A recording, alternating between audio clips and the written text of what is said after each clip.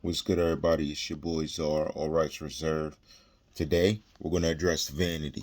Vanity is being concerned with one's own looks. So, it's when you're more worried about how your appearance is or what you look like, or having excessive pride in or admiration that is great in your achievements or what you have over your spirit person.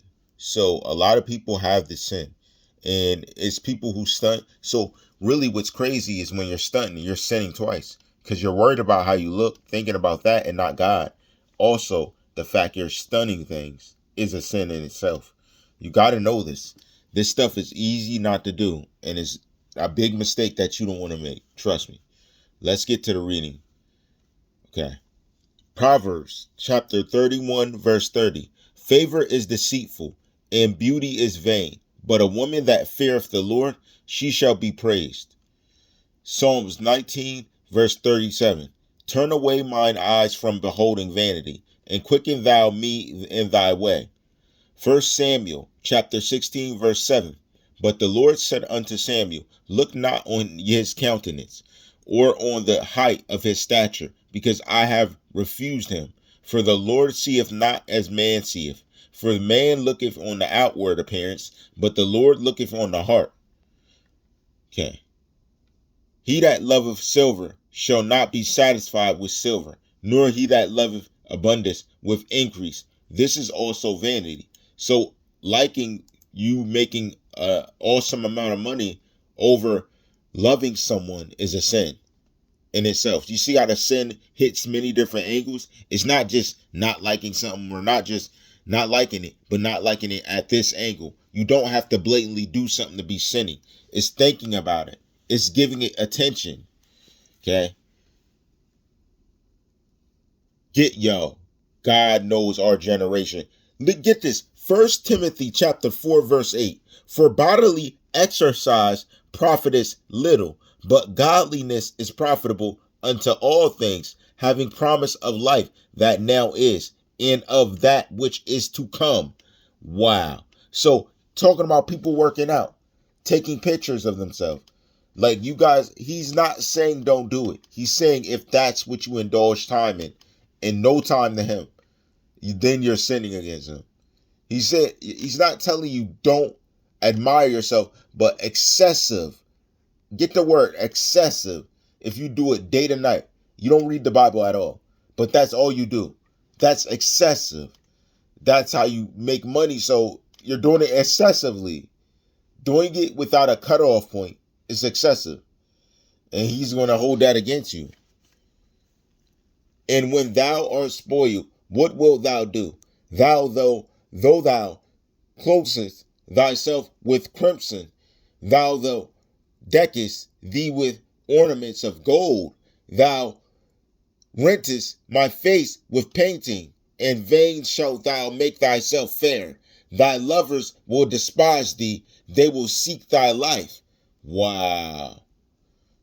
So people who are jealous are going to seek you out to harm you because you're stunning yourself and showing off. They're going to seek you out to destroy you. That's why these rappers get stuck up. That's why these rappers get hurt, because these people are seeking them out. And that's what he's saying. That's a sin. You getting seeked out, getting violated. Ecclesiastes chapter 2, verse 11. Then I looked on all the works that my hands had wrought, and on the labor that I had labored to do. And behold, all was vanity and vexation of spirit, and there was no profit under the sun. Remember, he said the only profit he recognizes is work done in his kingdom. So all the time you spent doing that, you could have been saying something about God, doing something for God. You're going to see that it was all vanity for yourself because you did nothing to profit his kingdom. You did nothing to further his mission. You did nothing towards where it really counts when you leave here. That's why he's saying pay attention. Okay. Hebrews 13:5. Let your conversation be without covetousness, and be content with such things as ye have. For he that hath said, I will never leave thee nor forsake thee. Guys, this is crazy. Because you know what this means. When we're sitting around with each other, talking about how we want to get further, how we want to make more money, how we want to do things better ourselves. We're not supposed to. We're supposed to sit around and talk about how you can't wait for God to bless you with this. How God bless you. We're supposed to talk about what God blessed us with and give acknowledgement to him at all times. And then the conversation will lead to it actually being real, because God's going to acknowledge you speaking on him. He's going to bless you. All your conversation should be pushing Jesus Christ. That's what it's saying. Talking about what he did for you. Talking like in that way. And we're human. So I'm not saying that I'm a judge for that. To a limit that you see fit. That you should be speaking about how God has blessed you. That's going to bring more blessings to your life and your family. Literally, you're going to be avoiding vanity. We do things in vanity. We go to brag about something we did that we can do for a friend in front of that person or to another person. That's vanity. We should talk about how God has blessed us. That's doing his will. This crazy. That's why I'm reading it with y'all. It's crazy. It gets deep. Romans chapter 12 verse 2. And be not conformed to this world, but be ye transformed by the renewing of your mind, that ye may prove that what is that good and acceptable and perfect will of God. Remember, we read the will of God in Ephesians chapter 1. The will of God is for us to praise about him, to speak of him, let people know that Jesus Christ is Lord. That's the only thing that he acknowledges. Other than that, everything else is him blessing us. So we're supposed to totally be focused on him day and night. The best we can. The best we can. And he knows the best we can. Okay, we're at Matthew chapter 6. Take heed that ye do not your alms before men, to be seen of them. Otherwise, ye have no reward of your Father which is in heaven. So don't do works of God just to let somebody see you doing it. Just do it. Just preach. Just stand on it. Just give them money. Don't brag about it. Wave it in the air before you hand it. Just give it to them. And be kind. Therefore, when thou doest thine alms, do not sound a trumpet before thee. Right there. As the hypocrites do in the synagogues and in the street, that they may have glory of men. She was calling them out. They were mad at him. They will have glory of men. Verily I say unto you, they have their reward. So their reward is whatever they get from doing that. But when thou doest alms, let not thy left hand know what thy right hand is on. So when you got plans to do something for God, just do it. Make moves for it. You ain't got to let a bunch of people know, not even right beside you. Do God's work and say, give a person money and say, there you go, God bless you, and keep it moving. I learned that from my fam so heavy. They would do kind things, buy someone a grocery item, and say, there you go, God bless you. You know what I mean? They ain't got to brag about it. That thine alms may be in secret, and thy Father which seeth in secret himself shall reward thee openly. Okay? And when thou prayest, thou shalt not be as the hypocrites are, for they love to pray standing in the synagogues and in the corners of the streets, that they may be seen of men. Verily I say unto you, they have the reward. Dang. Okay. But when ye pray, use not vain repetitions, as the heathen do, for they think that they shall be heard for their much speaking. So when you guys hear them chants, when people be doing them over and over, saying, it means nothing. God doesn't hear it. He called it vain babbling. He said you're babbling. What are you talking about? Just ask my son Jesus. Like, no one wants to ask Jesus. No one. Why? What's the problem? What's the problem? Why won't you ask Jesus? What's wrong with asking Jesus? You're babbling. You're saying something. God's not even hearing you. He said, why don't you, in Ephesians chapter 1, he told you ask him. Even later, he's talking to people that didn't listen. He's like, why didn't you just do this? And everyone's looking at them like, what? Like they're telling them their chance. And they're like, what are you talking about? Like, this crazy. Right here, people say they don't get it. It's right there. How? Okay, we in Galatians. Okay, Galatians chapter 5. This I say Then walk in the spirit, and ye shall not fulfill the lust of the flesh. For the flesh lusteth against the spirit, and the spirit against the flesh. And these are contrary to the one to the other, so that ye cannot do the things that ye would. Okay? But if ye be led of the spirit, ye are not under the law.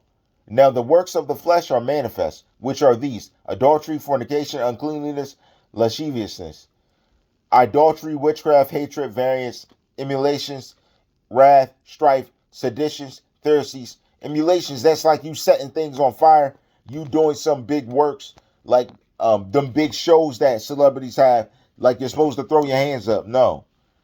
All that, none of that has to do with God.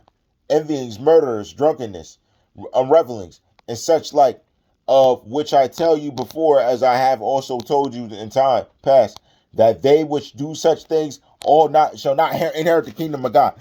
Dad, not only is it bad, it'll send you to hell. But the fruit of the Spirit is love, joy, peace, long suffering, gentleness, goodness, faith, meekness, temperance. Against such there is no law. And they are such, Christ such, have crucified the flesh with the affections and lusts. If we live in the Spirit, let us also walk in the Spirit. Let us not be desirous of vain glory, provoking one another, envying one another. I just said that. Like when these academics be talking, trying to get them to stunt. That type stuff. That's a sin, I told you. Right there. You don't make another person desire that. You tell them do better. Oh, you doing stock? Cool. You trying to make family money? Good. Encourage them to do the right thing. But look how real this is. This is crazy. Look at the story and how it's vainglory. A bunch of people doing anything they want to do. All these stories we read, when they're not trying to be interested in God at all, that's when he lets them go and they see who they're serving. That's why they get mad. You can't get mad at no one for that. You made the decision to turn your back on God when he's saying it blatantly in this. So you can't sit here and be mad at God for this, none of this. Everything I'm reading, point blank period, it says what it says. You're either having a comprehension problem or you just don't like it. That's anybody.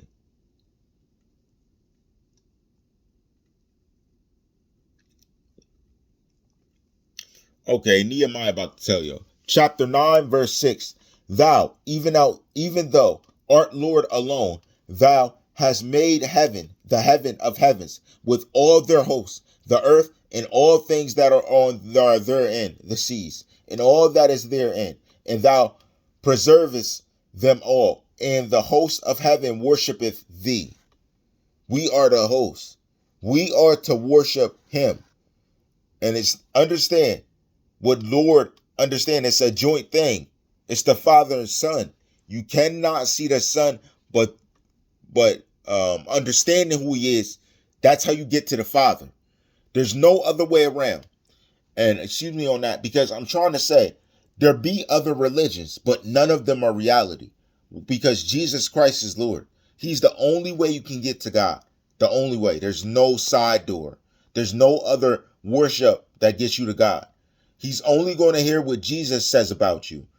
Remember, we read that in the first chapter of Ephesians. Ephesians chapter 1 has it all. The whole chapter read through has it. We did it the other day. I don't know if you guys check other videos, but we did it the other day. Read it. Read it. Ephesians chapter 1. Period. That's the only way to heaven. There's no other way. Then you check it here. It doubles down. It says there's no other way. It tells you'll worship me through him this way. That's all. Nehemiah chapter 9 verse 6. Remember that. Nehemiah chapter 9 verse 6. Because a lot of people try and twist scripture, but I'm reading it verbatim. The thing is, I've been studying since a child. Understand? So when I hear people don't know it or it's not true or saying something not true, I have to think and look and say this person is whacked out. But I chose not to really come at it, but God told me handle it. You know, so let them know. So I got to let you know. My father told me do it. I got to let you know. Because I've been known this. I thought this was common knowledge. But when I hear people say things, I'm like, they didn't read. You definitely didn't read at all. Like, I feel bad for you. But Jesus is Lord. Period. The text. Let's get to it. All rights reserved.